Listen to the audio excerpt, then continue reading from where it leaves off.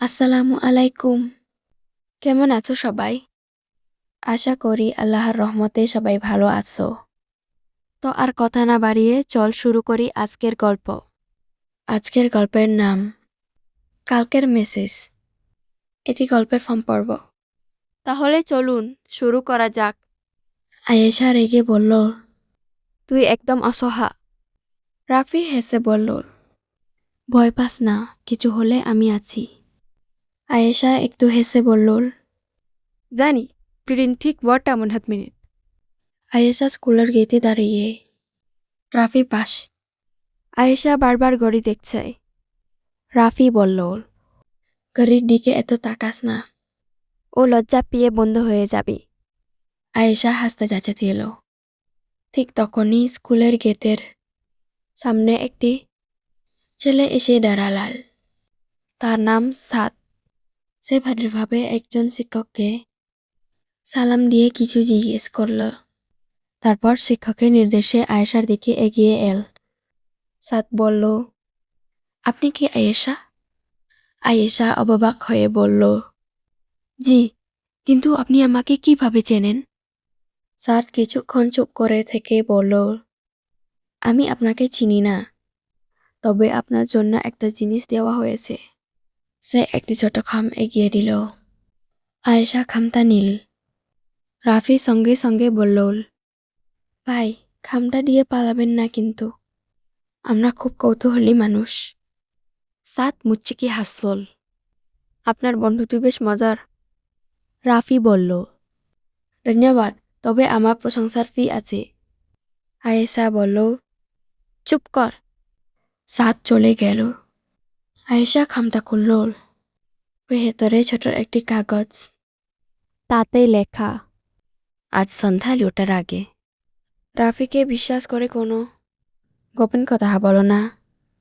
আয়েশার মুখের হাসি মিলিয়ে গেল। সে ধীরে ধীরে রাফির দিকে তাকাল। রাফি বলল, কি হয়েছে? আয়েশা কাগজটা লুকিয়ে ফেলল। কিছু না। রাফি কিছু না বলে শুধু তাকিয়ে রইল। দৃশ্য মারিয়ামের সন্দেহ। টিফিনে আয়েশা সবকিছু মারিয়ামকে বলল। মারিয়াম কাগজটা পড়ে বলল, তুই কি রাফিকে সন্দেহ করছিস? আয়েশা মাথা নাড়ল। না, ওকে আমি ছোটবেলা থেকে চিনি। মারিয়াম বলল, তাহলে ভয় কিসের? আয়েশা আস্তে বলল, ভয়টা রাফিকে নিয়ে না। ভয়টা হলো কেউ আমার চারপাশের মানুষগুলোকে আমার বিরুদ্ধে দাঁড় করাতে চাইছে। ঠিক তখন তাসনিম এসে বলল, তোমরা এত গোপন গোপন কি কথা বলছি? মারিয়াম হেসে বলল, আয়েশার জীবনে সিনেমা শুরু হয়েছে। তাসনিম বলল, তাহলে আমাকে নায়িকা বানিও। তিনজন হেসে উঠল, কিন্তু দূর থেকে সাদ তাদের দিকে তাকিয়েছিল। তার মুখে চিন্তার ছাপ। দৃশ্য সন্ধ্যা আর রহস্য।